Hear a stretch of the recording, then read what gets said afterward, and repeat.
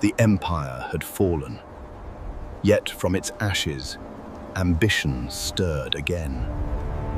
In silence they plotted, not for peace, but for dominion.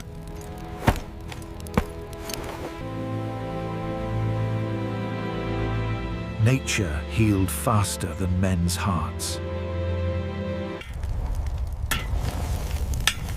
Every strike of steel was a whisper of war reborn. Hope travels on horseback, but so does conquest.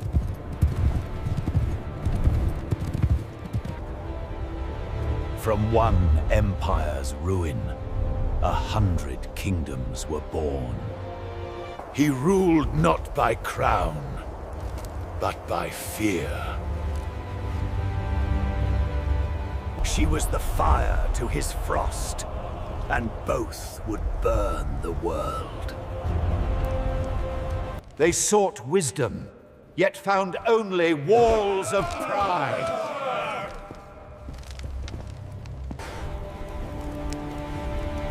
The wolf ruled with a frozen heart. Her kingdom was beauty wrapped in blades. In darkness, they forged destiny in steel.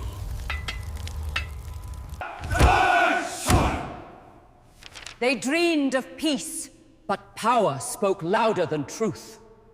The sea itself readied for war.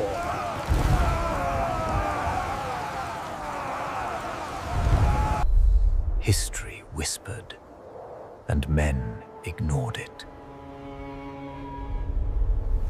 War was not declared, it was inevitable.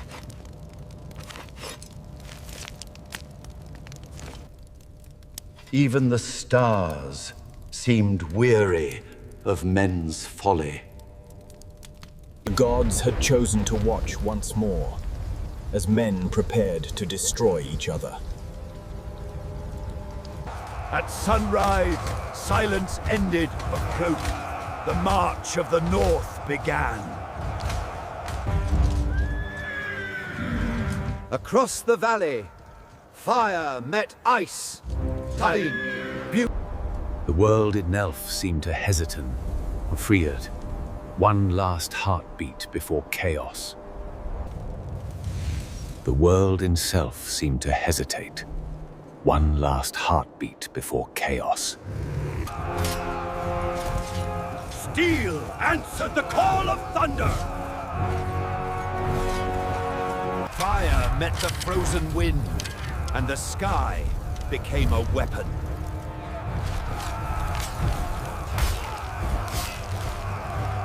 And so began the first great slaughter of the Age of Blood. She did not flinch, blind, for she had foreseen this death long ago. The wolf had no kingdom there, only the roar of war to call home. Heaven wept, but no one listened.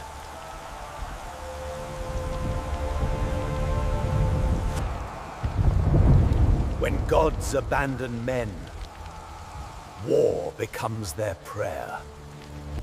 When the fire came, it did not choose sides for se. It devoured all who had named this place home.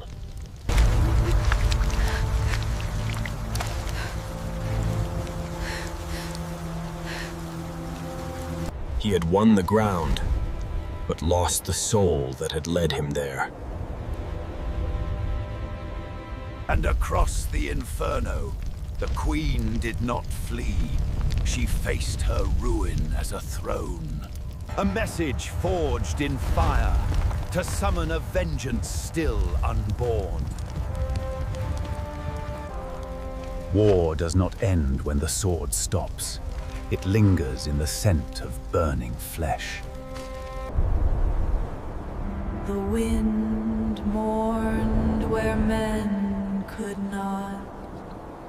And in her absence, legend began, not of life, but of fire that would not die. They moved forward into darkness, unaware that the real war had just begun. The fire had gone, but the ghosts refused to leave.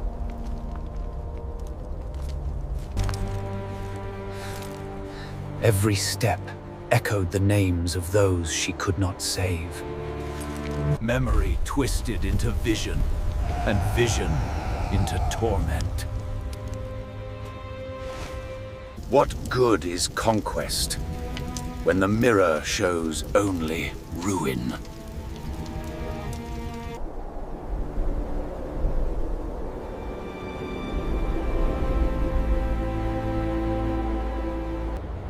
Even legends turn to dust, keen, but the color of their defiance lingers.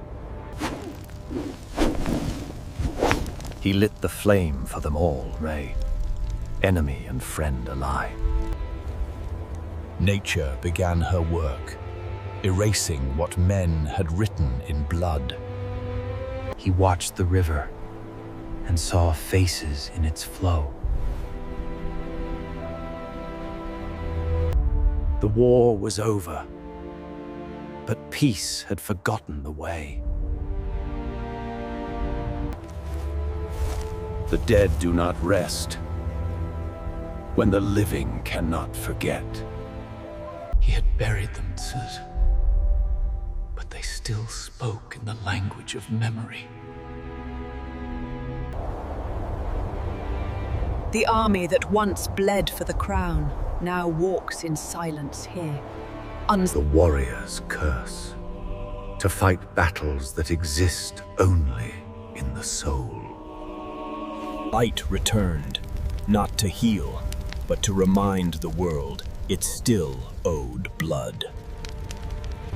He followed Trollad, not because he believed, but because he could not stop.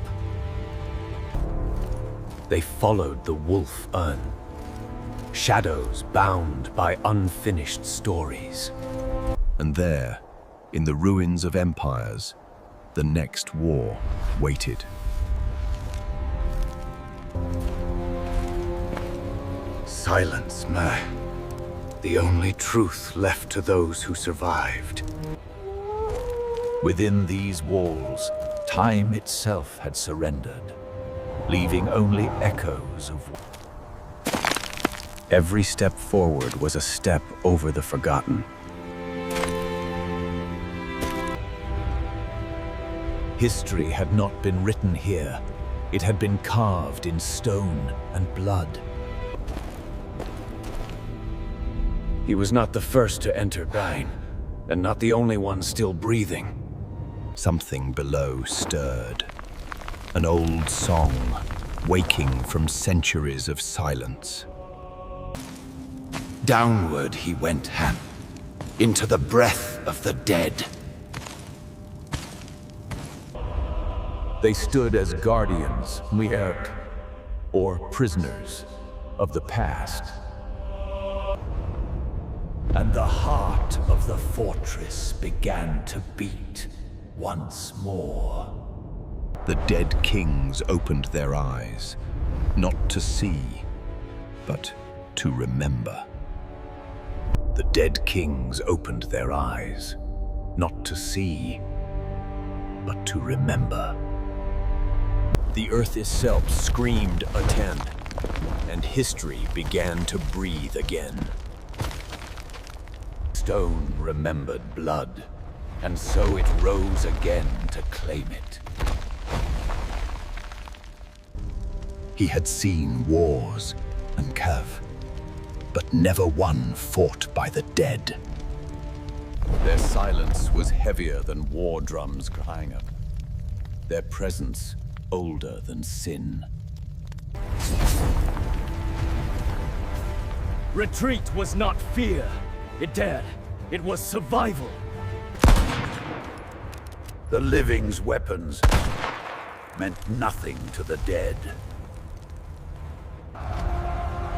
It was a march, not of men, but of memory itself. He ran, chased not by death, but by history awakened. Light and fire became the same thing: destruction. Behind him, the past burned itself clean. And in the desert, war was reborn beneath the stars. He walked through the remains of a world unburied by its own secrets. There were no echoes of voices, only the whisper of the dead carried by wind. It called to him to Persi, the relic of a forgotten war, humming with memory. Others had survived singing, but not all were living.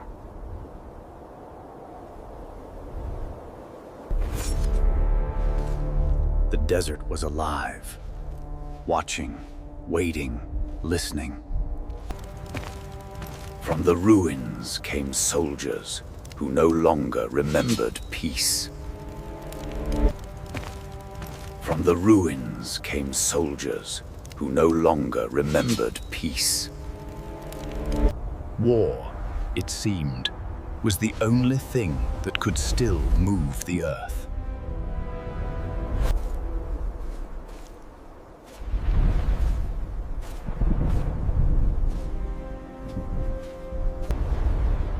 Ahead lay the next chapter of war, a city that time had failed to forget. Before him stretched the bones of an empire that had drowned in its own silence. The city still breathed triumph, not in life, but in memory. These halls had seen more than kings. They had seen gods fall. Fate, it seemed, had been waiting for this moment. The key found its lock shrine, and the city found its pulse again. Echoes of conquest lingered in the dust pawing, waiting for another war to begin. The spirits did not haunt him. They awaited command.